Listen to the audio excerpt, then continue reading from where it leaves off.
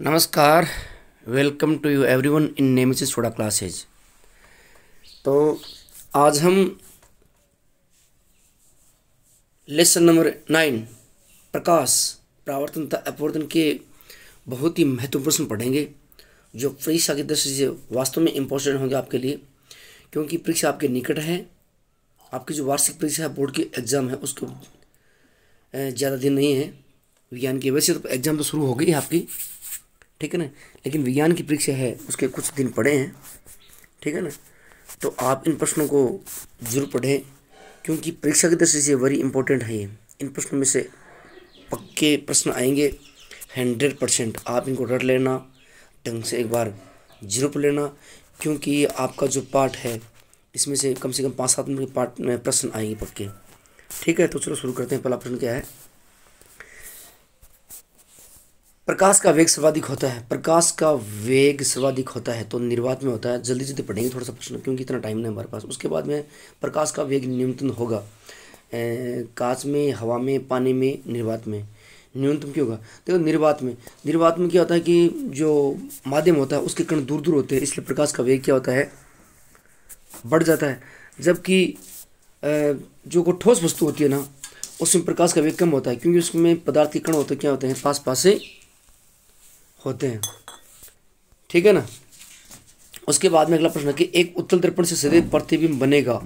उत्तल दर्पण से सदैव ही आभासी एवं सीधा प्रतिबिंब बनता है। याद रखना, आभासी एवं सीधा प्रतिबिंब ही बनता है, ठीक है ना। उसके बाद में हम इसका नेक्स्ट प्रश्न पढ़ लेते हैं।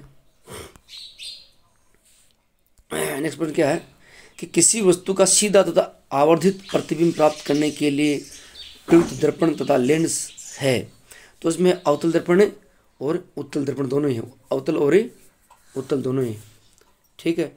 ये very important question, very very important. हर बार पूछा जाता है कि गोलीय दर्पण का सूत्र क्या होता है। तो इसमें देखो, ये है गोलीय दर्पण का सूत्र 1/v + 1/u बराबर 1/f। वेरी इंपॉर्टेंट क्वेश्चन है, ठीक है ना। उसके बाद में अगला क्वेश्चन, आप वीडियो को रोक के देख लेना, ठीक है। थोड़ा मैं जल्दी जल्दी बता रहा हूँ। अगला क्वेश्चन है कि निर्वात में प्रकाश की चाल होती है। निर्वात में प्रकाश की चाल होती है, तो इसमें है 3 ×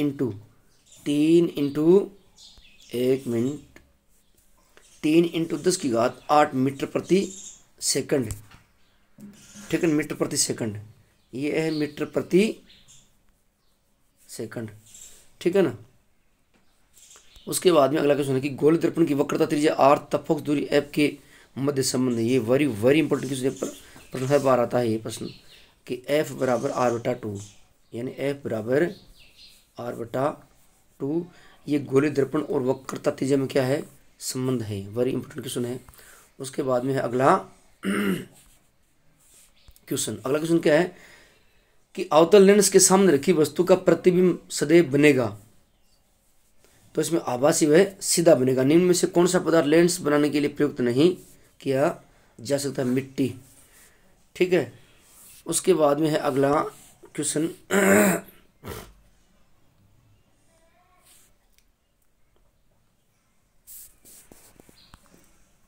देखो, इसमें अब थोड़ा पीछे चलेंगे, थोड़ा वापिस। क्या है 10 का क्वेश्चन कि कौन सी घटना के कारण पानी में रखी पैर से मुड़ी दिखाई देती है? हमें पता है प्रकाश का अपवर्तन के कारण। प्रकाश के अपवर्तन के कारण। प्रकाश का अपवर्तन किसे कहते हैं? देखो, आपको बता दूंगा कि जब प्रकाश की किरण, ये धरातल है, ठीक है ना। जब प्रकाश की किरण, ये एक माध्यम है, ये माध्यम फर्स्ट है और ये माध्यम सेकंड। जब प्रकाश की किरण एक माध्यम से दूसरे माध्यम में जब प्रवेश करती है, तो दोनों माध्यमों को पृथक करने वाले तल से, ये पृथकार तल है, प्रकाश की किरण का अपने मूल दिशा से विचलित हो जाने की घटना को प्रकाश का अपने ऐसे जाना चाहिए, लेकिन ये यहाँ से अपना जो मार्ग है वो छोड़ देती है, यानी अभिलंब की ओर झुक जाती है। जब बाहर होती है तो बिंदु से दूर हटती है। अब ज़्यादा समझाऊंगा ना प्रश्न में, इतना टाइम नहीं हमारे पास। अगला है कि किसी शब्दकोश में पाए गए छोटे अक्षरों को पढ़ाते समय आप निम्न में से कौन सा लेंस पसंद करेंगे? 50 सेमी फोकस दूरी का उत्तल लेंस। देखो, छोटे अक्षरों को पढ़ने के लिए हम उत्तल लेंस ही काम में लेते हैं। उसके बाद में अगला क्वेश्चन कि किसी दर्पण में आप चाहे कितनी दूरी पर खड़े हो, आपका प्रतिबिंब सदैव सीधा प्रतीत होता समय दर्पण है। तो उसमें दर्पण है या तो समतल दर्पण अथवा उत्तल। या तो समतल दर्पण हम जो मिरर जो हम शीशे में अपना मुंह देखते हैं वो होता है, या फिर उत्तल ही होता है हमेशा ही। ठीक है ना। अगला क्वेश्चन है परावर्तन के नियम लागू होते हैं केवल समतल दर्पण के लिए, केवल उत्तल दर्पण के लिए, केवल उत्तल दर्पण के लिए, सभी के लिए, यानी सभी के लिए परावर्तन नियम लागू होते हैं। उसके बाद में प्रकाश के परावर्तन की घटना आपतन कोण आई तथा परावर्तन कोण आर में सही संबंध है। देखो हमें पता ही है कि आपतन कोण की ज्या और परावर्तन कोण की ज्या हमेशा क्या होती है, समान होती है। तो ये तो आई आपतन कोण है और आर ये क्या परावर्तन कोण है। लेंस के लिए वह बिंदु जिस पर आपतित किरण बिना मुड़े सीधी निकल जाती है उस बिंदु को कहते हैं प्रकाश केंद्र। Very important. यानी कोई भी लेंस होता है उस पर यदि प्रकाश पड़ता है तो आपतित किरण यदि उसके सीधी निकल जाती है तो उसको प्रकाश केंद्र कहते हैं। उसके बाद में है डायप्टर मात्रक होता है, ये लेंस शक्ति का होता है, हमें पता ही है लेंस से शक्ति का। उसके बाद में अगला है कि प्रकाश के अपवर्तन की क्रिया में कौन सी भौतिक राशि अपवर्तित रहती है। तो इसमें है आवर्ती। अगला जल का अपवर्तनांक होता है, जल का अपवर्तनांक होता है 1.33 होता है। उसके बाद में अगला क्वेश्चन क्या है कि गोलीय दर्पण के परावर्तन पृष्ठ के केंद्र को कहते हैं ध्रुव कहते हैं। क्या कहते हैं, ध्रुव। उसके बाद में है अगला प्रश्न कि पानी का अपवर्तनांक 1.3 है, पानी में प्रकाश की चाल होगी। तो इसमें है 2.26 इंटू 10⁸ मीटर प्रति सेकंड होती है। उसके बाद में अगला प्रश्न कि किसी गोलीय दर्पण तथा किसी पतले गोलीय लेंस दोनों की फोकस दूरी -15 सेमी है तो दर्पण तथा लेंस संभवतः है तो इसमें है दोनों ही अवतल हैं। ठीक है। उसके बाद में दिए गए चित्र में कोण x का मान होगा, ये प्रश्न कई बार आता है। x का मान देखो हमने पढ़ा है यदि आपतन कोण का मान यदि 30 डिग्री है तो परावर्तन कोण का मान कितना होगा, 30 डिग्री ही होगा, सीधी सी बात है। तो इसमें 4 नंबर का सही होगा। उसके बाद में है क्वेश्चन नंबर 23। अब ये तो एबेसद है, ठीक है ना। और अब आगे हम जो पढ़ने वाले हैं वो है और अब पढ़ने वाले हैं वेरी शॉर्ट टाइप क्वेश्चन। पहला प्रश्न क्या है कि सर्वाधिक अपवर्तन किसका होता है, सर्वाधिक होता है हीरे का। देखो 2.42 होता है। अगला जो इसका क्वेश्चन क्या है कि वाहनों के अग्रदीप में किस दर्पण का उपयोग होता है, अवतल दर्पण। वेरी इंपॉर्टेंट है। वाहनों के पथदृश्य दर्पण के रूप में किस दर्पण का उपयोग होता है, यह है उत्तल। देखो आपको बता दूं मैं, वाहन जो होते हैं ना उसकी हेडलाइट में उसकी हेडलाइट में अवतल दर्पण उपयोग होता है, जबकि वाहन जो ड्राइवर साइड होती है राइट और लेफ्ट दोनों होते हैं वो जो दर्पण होता है वो होता है उत्तले दर्पण। याद रखना गोलीय दर्पण किसे कहते हैं, ऐसे दर्पण जिसका परावर्तक पृष्ठ गोलीय हो, यानी इस तरीके से क्या हो, गोलीय हो।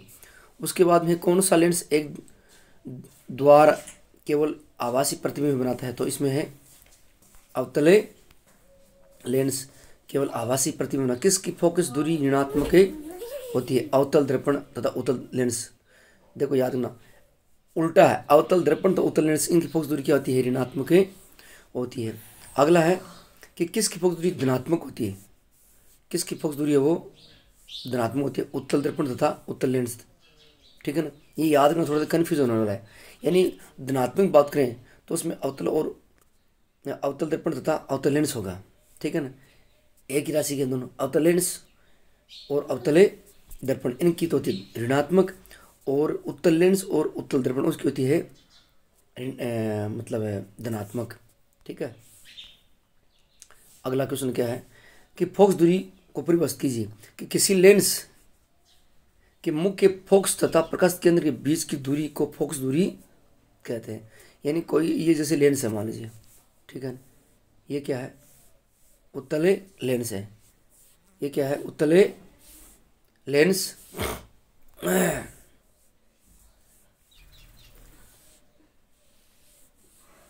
एक मिनट,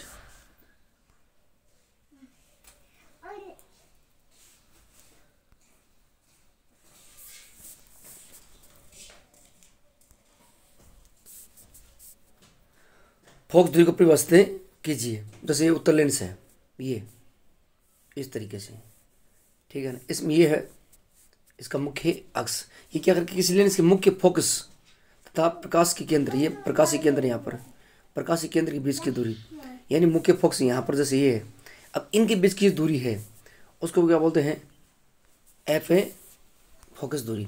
उसके बाद है प्रकाश का आधुनिक क्वांटम सिद्धांत क्या, वेरी इंपॉर्टेंट क्वेश्चन है। प्रकाश का आधुनिक क्वांटम सिद्धांत प्रकाश के कण संबंधी गुणों तथा तरंग प्रकृति के बीच सामंजस्य स्थापित करता है, याद कर लेना। यदि प्रकाश की किरण कांच की पट्टिका पर लंबवत आपतित होती है तो आपतन कोण का मान कितना होता है, आपतन कोण का मान क्या होता है, 0 होगा, लंबवत अगर चमक रही है तो। उसके बाद में है विवर्तन किसे कहते हैं। यदि प्रकाश के पथ में रखी अपारदर्शी वस्तु अत्यंत छोटी हो तो प्रकाश सरल रेखा में चलने के बजाय इसके किनारों पर मुड़ने की प्रवृत्ति को विवर्तन कहते हैं। सरस्वती रश्मि में कैसा लेंस होता है, अवतल लेंस होता है। कौन सा लेंस होता है, अवतले लेंस, ठीक है। कौन सा लेंस होता है, अवतले लेंस, ठीक है ना। उसके बाद में अगला क्वेश्चन मैं ऐसे बता रहा हूँ, ये क्रम वाइज नहीं प्रश्न, ऐसे ही बिना क्रम के बता रहा हूँ, ठीक है। एक साइड के बता दूँ पहले, उसके बाद वो बता दूंगा, ठीक है। अवतल तथा उत्तल दर्पण में अंतरे बताइए। देखो अवतल दर्पण वह गोल दर्पण जिसका परावर्तक पृष्ठ अंदर की ओर अर्थात गोले केंद्र की ओर वक्रित हो, अवतल दर्पण, ठीक है ना, इस तरीके से, है ना। और अवतल दर्पण कहलाता है। अवतल दर्पण की फोकस दूरी ऋणात्मक होती है, ये मैंने पढ़ाई है, ठीक है ना। उत्तल दर्पण वह गोले दर्पण जिसका परावर्तक पृष्ठ क्या कहते हैं, परावर्तक पृष्ठ बाहर की ओर वक्रित हो, इस तरीके से, ठीक है ना। परावर्तक पृष्ठ बाहर की ओर वक्रित हो, उत्तल दर्पण कहलाता है। उत्तल दर्पण की फोकस दूरी क्या होती है, धनात्मक होती है। उत्तल लेंस अगला है, ये प्रश्न बहुत इंपॉर्टेंट है। उत्तल लेंस से बीच में से मोटा तथा किनारों से पतला होता है तथा प्रकाश की किरण को एक बिंदु पर एकत्रित करता है, उत्तल लेंस, ठीक है। अतः इसे आभासी लेंस भी कहते हैं। आभासी लेंस क्यों कहते हैं, अभिसारी लेंस वह लेंस जो प्रकाश किरणों को एकत्रित करता है, यानी अभिसारी का अर्थ होता है एकत्रित करना, ठीक है ना। ये दृष्टि दोष को दूर करने में प्रयुक्त होता है। अवतल लेंस ये बीच में से पतला तथा किनारों से मोटा होता है, ये प्रकाश की किरणों को फैलाता है, इसे अपसारी लेंस भी कहते हैं। ये निकट दृष्टि दोष को दूर करने में प्रयुक्त होता है, ठीक है। उसके बाद में अगला क्वेश्चन, अवतल तथा उत्तल दर्पण के उपयोग लिखिए। Very important question, very important, ये पक्का आएगा परीक्षा में। इसका उपयोग सामर्थ्य टॉर्च वाहनों की अग्र हेडलाइट में किया। इसका उपयोग चेहरे का बड़ा प्रतिबिंब देखने के सेविंग दर्पण में किया जाता है। दंत चिकित्सक उसका उपयोग मरीजों के दांतों को बड़ा प्रतिबिंब देखने में के लिए करते हैं। सौर भट्ठियों में सौर प्रकाश को केंद्रित करने के लिए, ठीक है ना। उसके बाद में है उत्तले दर्पण के उपयोग। उत्तल दर्पण का उपयोग सामान्यतः है वाहनों के पश्चात दृश्यों को रूप में किया जाता है, क्योंकि उत्तल दर्पण सदैव सीधा प्रतिबिंब बनता है। इनका दृष्टि क्षेत्र भी अधिक होता है क्योंकि ये बाहर की ओर क्या होते हैं, वक्रित होते हैं। उसके बाद में है अगला क्वेश्चन, गोल दर्पण से संबंधित निम्न परिभाषा, वेरी इंपॉर्टेंट, ये परिभाषा है, ये आएंगे आपके परीक्षा में। जैसे ध्रुव है, मुख्य अक्ष है, फोकस दूरी है, फोकस और द्वार। ध्रुव गोल दर्पण के परावर्तक तथा तल का मध्य बिंदु गोलीय दर्पण कहलाता है। उसके बाद मुख्य अक्ष गोल दर्पण के वक्रता केंद्र सी तथा ध्रुव को पी को मिलाने वाली मुख्य रेखा को अक्ष कहते हैं। मुख्य अक्ष, मुख्य फोकस, मुख्य अक्ष से स्थित वह बिंदु जहाँ पर मुख्य अक्ष के समांतर चलने वाली प्रकाश की किरण दर्पण से परावर्तन के बाद मिलते हैं या मिलता प्रतीत होता है, उसे मुख्य फोकस से कहते हैं। उसके बाद में फोकस से दूरी, किसी गोल दर्पण के ध्रुव तथा मुख्य फोकस के बीच की दूरी को फोकस दूरी कहते हैं, इसे एफ से प्रदर्शित करते हैं। उसके बाद में द्वार, गोल दर्पण का परावर्तक पृष्ठ गोलीय होता है, इससे पृष्ठ की एक वृत्ताकार सीमारेखा होती है। गोल दर्पण के परावर्तक पृष्ठ इस वृत्ताकार सीमारेखा होती है और गोल दर्पण के परावर्तक पृष्ठ इसका वृत्ताकार सीमा का व्यास दर्पण का, ये कोई ज़्यादा इंपॉर्टेंट नहीं है। उसके बाद में अगला क्वेश्चन कि उत्तल तथा अवतल लेंस के उपयोग के लिए एक अवतल लेंस की फोकस दूरी 40 सेमी है, तो इसकी क्षमता क्या होगी। ये एक न्यूमेरिकल छोटा सा वेरी इंपॉर्टेंट है कि उत्तल लेंस के आंख के दूरदर्शी के दूर में काम आता है, जबकि अवतल लेंस आंख के निकटदर्शी। अब लेंस का समसूत्र क्या होता है, P बराबर 1/f होता है, ठीक है। मीटर में मापते इसको, तो P बराबर 100/f, ठीक है ना, सेंटीमीटर में। क्योंकि अवतल लेंस की फोकस दूरी माइनस यानी 40 सेमी है, क्योंकि ये इसकी वो ऋणात्मक होती है, तो पी बराबर 100/40, तो उसको हल करेंगे तो 2.5 आएगा। वेरी वेरी इंपॉर्टेंट न्यूमेरिकल है, आएगा परीक्षा में। उसके बाद में है अवतल के निम्न के किरण आरेख बनाइए, जैसे जब वस्तु अनंत पर हो, जब वस्तु सी पर हो, जब वस्तु सी तथा एफ के बीच हो, डी में है जब वस्तु ध्रुव और पी तथा एफ के बीच हो। वेरी वेरी इंपॉर्टेंट है ये चित्र, ठीक है ना।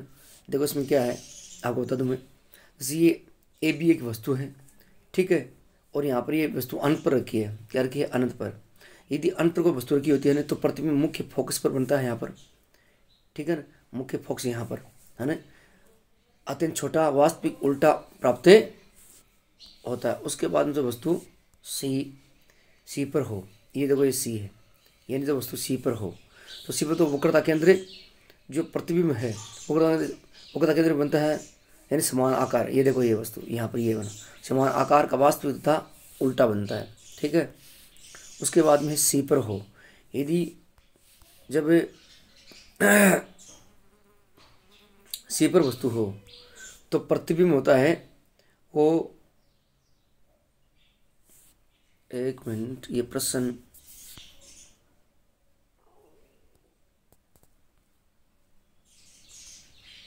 हम पीछे चलना पड़ेगा हमें थोड़ा,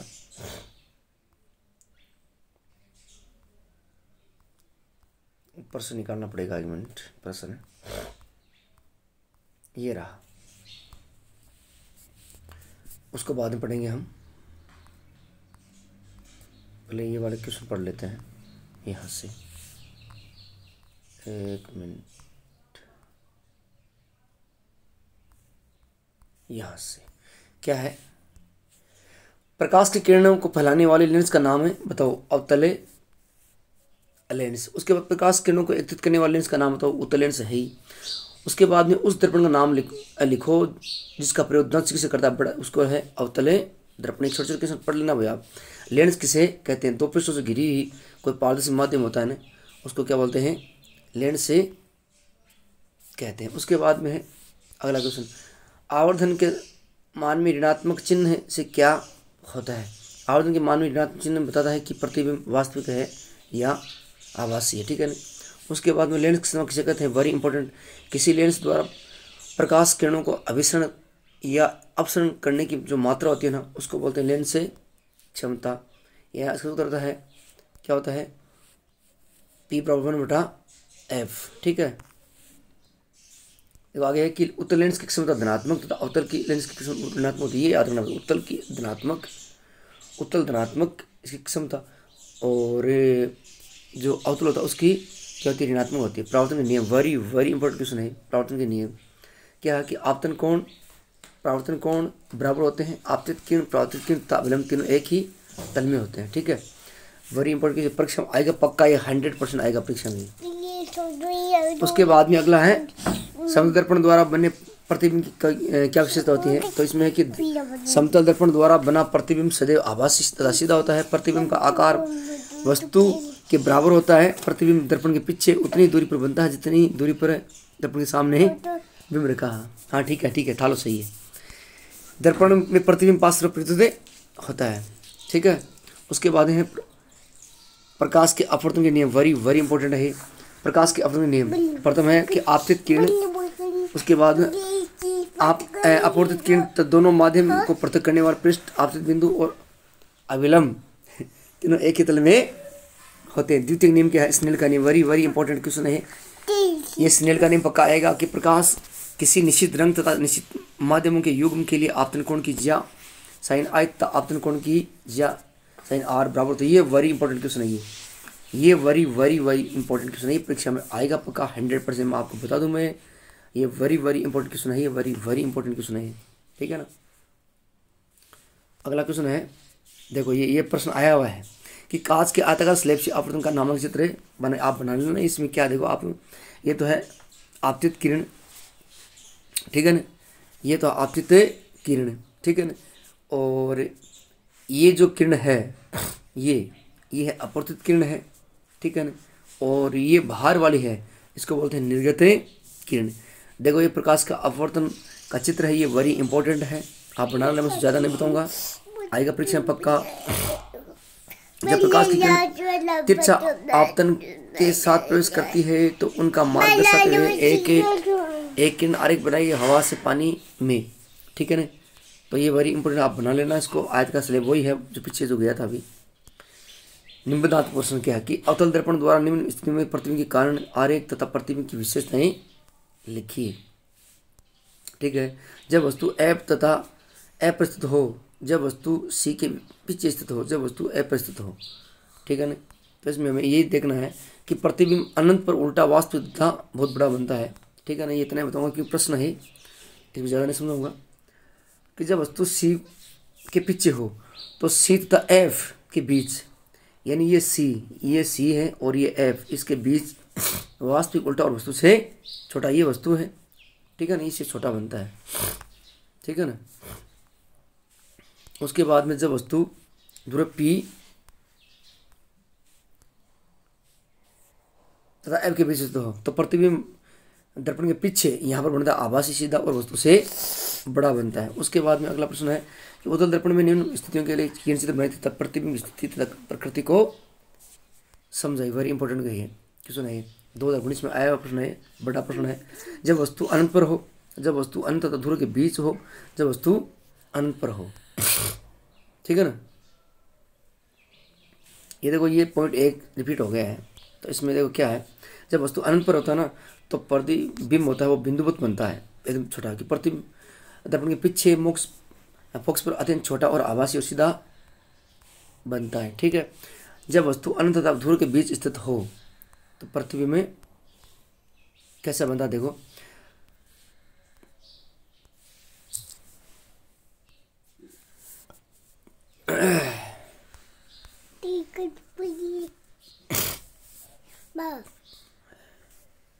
प्रतिबिंब दर्पण के पीछे पी तथा ध्रुव तथा मुख्य फोकस एफ के बीच से आभासी तथा सीधा प्राप्त होता है। अगला है माध्यम के अपवर्तन की परिभाषा दीजिए। एक उत्तल लेंस के प्रतिबिंब का दर्शन का किरण चित्र बनाइए जबकि F1 तथा 2F1 के विस्तृत हो। किन्हीं दिए हुए माध्यम के युग्म के लिए होने वाले दिशा परिवर्तन के विस्तार को अपवर्तनांक कहते हैं। इसका अपवर्तनांक देखो ये भी इम्पोर्टेंट है, ठीक है ना।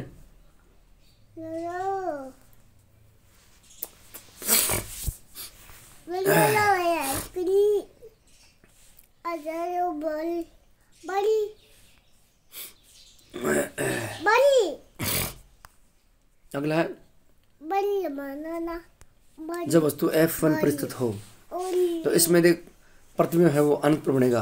कहाँ बनेगा? अनंत पर। देखिए प्रतिबिंब अनंत पर बहुत बड़ा और आवर्तित बनेगा, ठीक है। उसके बाद में अगला क्वेश्चन है कि जब वस्तु F1 तथा प्रकाश के केंद्र O के बीच ये जो चित्र है ना, ये चित्र ये वेरी इंपॉर्टेंट है। ये परीक्षा में कई बार पूछा जाता है। तो प्रतिबिंब वस्तु की ओर ही बड़ा और सीधा, ये देखो वस्तु की ओर यहाँ पर ये वस्तु रखी है, ठीक है। और 2F के परे बनता बहुत ही विवर्धित बड़ा बनता है, ठीक है ना। और उसके बाद में हम थोड़ा इधर वाला भी देख लेते हैं क्या है।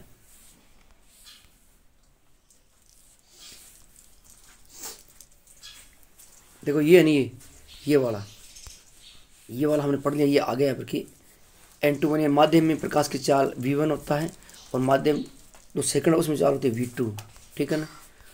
उसके बाद में हम पढ़ेंगे कि जब उत्तल लेंस है, उत्तल लेंस में वस्तु F1 तथा 2F1 के बीच हो तो प्रतिबिंब देखो वास्तविक और उल्टा, यानी 2F2 ये 2F2 इसके परे बनता है, वास्तविक तथा वस्तु से बड़ा बनता है, ठीक है ना। उसके बाद में है अगला क्वेश्चन, उत्तल लेंस के लिए निम्न स्थितियों की किरण चित्र बनाइए। देखो जब वस्तु अनंत पर हो तो वस्तु 2F1 के पीछे हो, जब वस्तु C पर हो 2F1 पर हो, जब वस्तु 2F1 पर हो और जब वस्तु F1 तथा प्रकाश केंद्र O के बीच स्थित हो। ये हमने पढ़ लिया, पीछे आ गया था ये, ठीक है ना। जब वस्तु F1 पर ये पढ़ देते हैं। जब F1 तो जो F2 पर बनता है और अत्यंत छोटा वास्तविक और उल्टा बनता है। जब वस्तु 2F1 के पीछे स्थित हो तो प्रतिबिंब कहाँ बनता है? छोटा तब वास्तविक होता है ना। ये 2F2 के F2 और 2F2 के बीच बनता है, ठीक है ना। अब थोड़ा ये भी देख लेते हैं, पहले इधर वाला देख लेते हैं। जब वस्तु 2F1 पर हो तो इसमें देखो क्या है,